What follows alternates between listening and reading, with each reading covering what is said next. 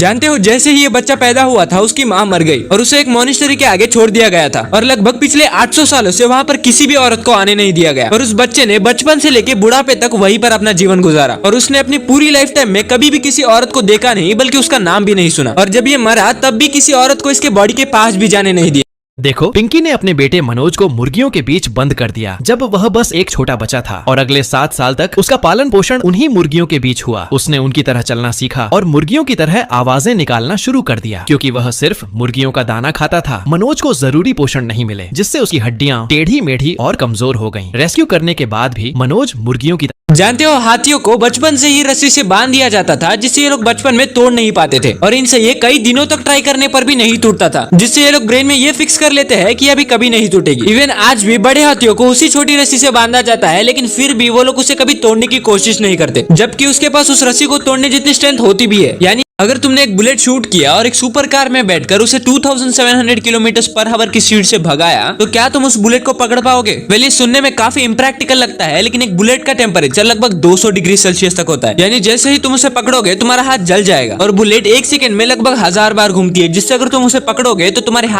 अगर तुमने किसी तरह से तुम्हारे बॉडी के ब्लड वेसल्स बाहर निकाले और तुमने उससे एक सीधी लाइन बनाई तो वो इतनी बड़ी होगी, अगर तुम इस लाइन को मुंबई में स्टार्ट करोगे तो ये वापस मुंबई तक तो आएगी, बल्कि ये पूरे धरती का 4 बार चक्कर लगा सकती है। जानते हो, पुराने जमाने में इतने खतरनाक तरीके से टॉर्चर किया जाता था कि लोगों को जिंदा ही बांधकर पानी में फेंक दिया जाता था और ऐसा करने से शिप के नीचे लगे शार्प ऑब्जेक्ट्स उस आदमी पर ऐसे कट्स बनाते थे जिससे कि उसका खून और उसकी दर्दनाक चीखें एक ही साथ मिक्स हो जाती थी और समुद्र में नमक होने की वजह से उसके पेन को और भी भयानक बनाते थे। और अगर वो गलती से भी बच गया तो मान लो कि वो